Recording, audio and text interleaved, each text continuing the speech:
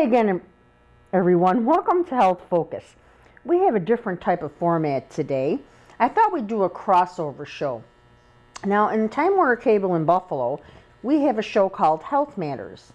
Also, we have the host of Health Matters and also of Sinatra Solutions. And we have Anna Marie Sinatra. Hi. So good to be here. Thank you, Ava. So good to be here with you because I've been looking forward to this. So have I for so long since we started talking about it. Yes. I like the idea of this crossover show. We're doing similar things. Similar things, and we, let's see what topics we've covered, or, what the community really, was interested in, let's say, or different shows. And how long has your show been on? It has been 1 year this month. I had co-hosted another show for about 3 years, and now have been blessed to host Health Matters 1 year this month.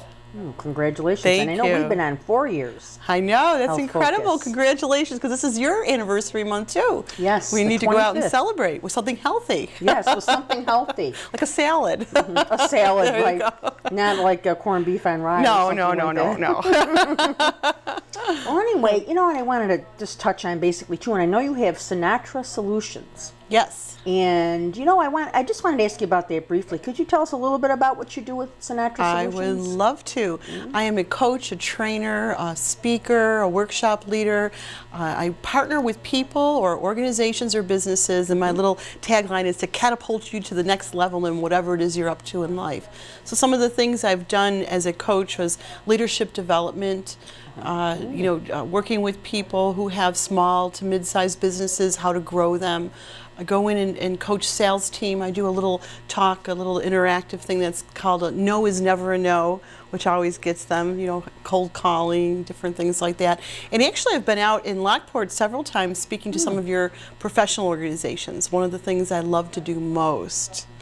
Yeah, The nurses organizations? Or? I haven't done that one yet, but I've done a few of the others out here, your Chamber of Commerce and some women's associations and business associations. When you need a keynote speaker, I'm your girl. I'm not boring, I'm funny, I'm quick, I'm to the point, and I'm interactive, so people are always engaged. And I always say, as a result, I'm committed to, whenever people spend time with me, that they get value out of it. So whether it's 20 minutes or an hour or a 2-day workshop, even in the short, the 20 minutes, they will get value. And being with me inside of one of the interactive, I don't like calling them talks or speeches, interactive sessions, you come out different, you're changed. You don't have to take notes, you don't have to study. The things that I do, the tools I have in my toolkit, people come out changed as a result of it. Wow. Yeah. So intriguing. That's Call intriguing. me. Yes. How would you do it? Like, say, somebody was having trouble. Would you do it if someone was having trouble with an employee, or? Well, oftentimes I'm doing executive coaching, and so oftentimes I'm coaching people who may be a little bit challenged. We all have our assets and our liabilities. Right. So a good example is someone I was working with who was just, I don't want to say too much because he was a confidential, coaching is always confidential unless the client discloses it, but he was a financial investor and then wound up becoming a vice president of one of the banks. And in that transition, he found himself managing a staff of I think it was 17 people, and he didn't know how to do that. So he hired me in his training on how to be a really good supervisor and leader in managing 17 people. He was really excelled in one area and just needed some coaching in another. We can't, as professional people, sometimes we need to be that jack of all trades, and we're not. So it takes a lot of wisdom and courage to be able to say, and it takes a strong leader to know where your strengths are, know where your weaknesses or challenges are, and then get some coaching to develop that area. Right. So say like myself, okay, I'm a supervisor. Sometimes I like to work with the people instead of talking. I don't want to talk down to them. Right. So that's interesting because you work with people on how to communicate those skills. I mean, how to come across to people. Absolutely, that's really good. That's excellent. It's how we're talking, how we're listening. Our words are so important, and how we frame our words and how we approach people will really matter of how the results that we get back from them. You know, if we're talking exactly the way you said it, down or at people, rather than framing it in a more enrolling way. And so that's what I do as a coach, is challenge when I'm doing the interactive with a lot of people, challenge their thinking, their perception, how they're looking at things, because that all matters too. When we stay unconscious of our background conversation, which by the way is always going on, as human beings we always have several different voices. Sometimes you call it schizophrenic, but we won't go there. No. See, I do all the time. Yes. So Yes, once we definitely. learn to tame those gremlins, there's a book written about that. There's so much written about this. So I always say there's nothing new that I could say under the sun. I just may say it in a fun way. Use the tools that I bring to show you how. So you get actually, I hold up a mirror. So my 86-year-old client, retired school principal, who was starting a business in complementary therapies, said to me that I'm like a human mirror. I hold up a mirror and he gets to see how he's talking to people, how he's being in his new professional life, which then gives him access. It's access to power to then co-create a different way of approaching situations and people. Right, because they say that life and death is in the tongue. Ah, there you go. See, you're taking one of mine. That's so perfect. Well, we Life know and where death. that one comes from. And it's true. true. It's so true. We speak life or death into our own selves, into each other, into relationships all the time. Right, And that's yeah. why I tell people all the time on my television show, Health Matters, or my radio show, which is on WBLK, every other Sunday morning, Changing the Atmosphere.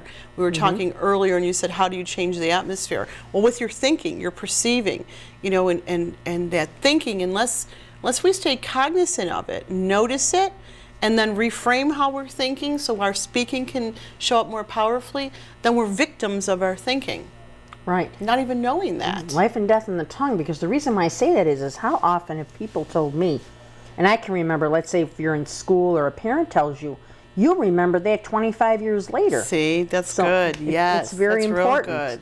Or a person Good point. that's helped you, or a person that's negative and is not really constructive. And people don't realize that when I go in and I start off with, you're 100% responsible for how your life is occurring. People will be flabbergasted. They're like, no, this stuff has just happened to me. You know, like the bumper sticker says, you know, life happens. We know what else it says, but we won't say that on the air. Right. But we are drawing those circumstances to us by the power of our thoughts. And again, so much has been written about it. Movies have been made about it even most recently. And it's true. How we think, that's why we call the radio show Changing the Atmosphere. Because we begin with your thoughts. How to lift your vibrational, you know, self up. How Remember to be. I said that? Yes. That's right. Yes, because you're drawing those circumstances to you. Right, certain ones like that, yes. Or certain people. And sometimes you're right, people say, oh, I can't help myself, I can't get out of it. It takes Yes, a you little can. work. It takes a little lot of work. Yes. See, this is the whole point. It's purposeful. Purposeful. Sometimes I create new words. It's purposeful living. It's intentional living. If you want your life to change, then you have to live life on purpose. You have to stay aware of your thoughts. You have to do the work. Otherwise, you're just kind of floating down the river, and you're going to go wherever the water and the air Or as leads my you. dad said, floundering. Ah, See? yes. So that's, floundering. That was Yes. back then. But it's true, because if you don't, or if you don't take the initiative, that'll happen. And I've seen it so many times in people. You know, one of my mentors and friends who I haven't spoke with in a while, but is Wayne Dyer, and I like what he talks about. He says that unless you harness your thoughts and unless you notice your thoughts, then you can't be responsible for changing your life. So it's on purpose, intentional living. Right. positive thinking, in other words, power Yeah. of positive thinking. We used to call it that long time ago. We're from the old school, so it's positive thinking, and people, just poo-poo it and don't realize the power in it. But so much more has been written and talked about and proven that this stuff really does matter. It really makes a Or difference. knowledge is power. You hear that all the time. Yes. Yes, it's true. Yes. It's true. But you got to know how to, put it across. And most of the time I'm okay, but sometimes if I get really, I don't know, should I say not excited, but agitated, they say at work, it comes out the wrong way, and I don't mean to do that. Absolutely, because we're human beings. So I fall short. I miss the mark all the time. We're human beings. That's part of life. It's a matter of noticing it right away, and then exercising. I call it like being in a gym, exercising a new muscle. Like you don't just get a gym membership. Well, some people do. I know I did one time. Maybe two. Get the gym membership, make the commitment to go, and go 2 or 3 months if you're lucky, and then stop going. Actually, I had an owner of one of the bigger ones say to me, that's what we count on. That's how we make money. If everybody who came who bought memberships, we wouldn't make money. We wouldn't be able to fit everybody in the gym. So it's the same thing. You can get a book, you can listen to a motivational tape, you can practice it for a little bit, but unless you stay cognizant of it, unless you keep it alive with your speaking, with constantly listening, like that's what, all the way here today, I listened to a motivational tape. In the morning, the first thing I do, there's some famous people that I like to listen to that motivate me. We have to. We're human beings, and as human beings, I say, we talked about this earlier, we're judging, assessing machines. We're constantly judging and assessing, making our minds up about people that we meet, situations that we're in, and it goes on unconsciously. Right. But when we start to notice it, then we go, oh, look at how I'm thinking. Or, oh, you notice it, then you could shift it. Or you formed a wrong opinion. Yeah, Right. exactly, exactly. Because sometimes people aren't what they are, how they are at first meeting. Most of the time when we meet people, we have an automatic response, and it's because somebody like when I met you today, you reminded me of a cousin of mine that I have. We talked about Kumbas here a little bit. Yes, that's right. yes. Paisani, Kumbas. Paisani, Yes. body. Yeah, and right away I liked you because you remind me so much. And I remember, and I'm so trained now from staying in the mind gym. I call it the mind gym. Right. I was like, oh, I really like her, and I'm thinking, because she reminds me of your cousin Sandy, And you reminded me of my cousins too when I see you truthfully. And I think it's just being Italian, I know, and you have that personality, what's going on? Remember what we talked about? Yeah, the sauce and all. But that's beside the point. But it's yes, the truth. you do. And somebody you might meet, right away you think, oh, I don't like them, or you judge them or whatever. If you stop and you notice it, it's like you can control that background thinking. Right. And you go, oh, she really reminds me of maybe somebody who hurt you in your past. Exactly, it's so powerful. This stuff really works. Right. I've had people tell me, you remind me, aside from you, my cousin or someone else, and they instantaneously like me because of that. Exactly. I said, well, what if you didn't like her? Then would I be in? Yes, exactly. Or a bad and then experience. sometimes we might judge someone as being aloof or conceited or stuck up. They don't want to talk to me. When really the truth of the matter is maybe they're really shy, that they're putting on their mask because they're feeling not so confident, and then we're judging and then shaking our heads and treating them in a particular way that. It's no wonder wars are fought all over the world, because communication is challenging. Because communication is based on our perception, and our perception is based on our thoughts, and it all goes on all the time. And unless you take a moment to stop, I always tell people, if you do nothing else after today, start noticing how you're thinking. Notice how you're thinking when you're standing in a long line, when you're standing in traffic, what I do when I think about what I'm going to do tomorrow, what I could do for the show. You're right. All these thoughts come through. I was thinking about you and what we were going to talk about and what you're going to do next week. Next week, 2 weeks. You do. Yep. And it's just human nature that. It really is. Yeah. And on Health Matters, it's similar to Health Focus in a way because we do cover, present day health topics. Yes, that we is were so talking about that. exciting. Yes. We have you had Planned Parenthood on also, and Yes, and ECMC is one of the sponsors. I have a lot of Western New York MRI, Renaissance Hair Salon, Melinda, who does my hair and my nails and my makeup. We use only all natural products. I talk about that all the time, how important it is what we put on our bodies. You know, the first, as a nurse, you probably know the first thing when you get diagnosed with breast cancer, they tell you stop taking the hormone replacements and stop using deodorant. You know, those, I'm always talking about this.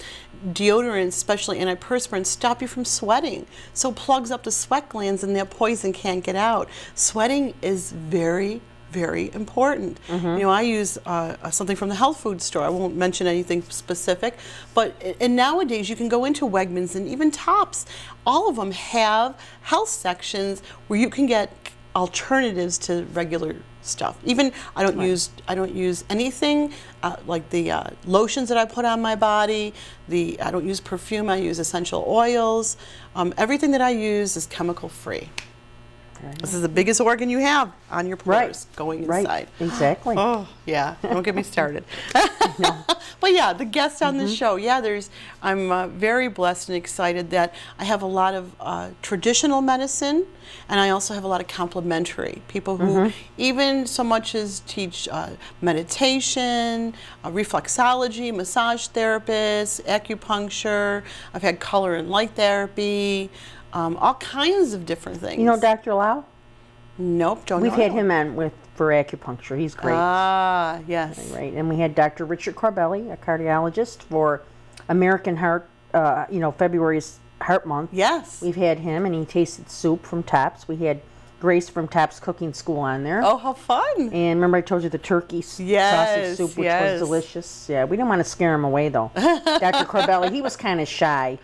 But he did. He enjoyed it. So I just taped Dr. Capicato, who was the leading person in hip replacement, knee replacement, and I learned so much every time that I'm blessed to be able to take on a new sponsor of the show, and they come and they be a guest and we talk about a specific modality. I learned so much, and then I'm able to pass it along. And this is interesting how I say how God works, is that I'm at a party just the other day where someone is thinking of going to Canada for spine surgery, and I thought, no, I just taped Dr. Capicato. Let me give you a copy of the DVD so you can check him out. So yeah, I've learned so much, and I'm so grateful. I've had Dr. Eccles, who talks all about food, and Albert Brown, who's the raw food specialist in Western New York, and how important, again, I talked about what we put on the outside of our body, what we put on the inside of our body. Not that we're perfect. I mean, I spent all kinds of time in the sections looking for things that don't have chemicals and all this, and then I'll leave and I'll go and eat a candy bar sometimes. And and sometimes people in my life will go, I thought we weren't eating. I said, don't start with me. You do the best you can. People say, well, how do I get? It's too much. I'm overwhelmed. Start with. I always use the analogy. How do you eat an elephant? One bite at a time. So how do you tackle? Do people eat elephants? I think they do sometimes. No. Ooh. It's a metaphor. Metaphor. I know. Yeah. Metaphor. Say, what they would taste Elephants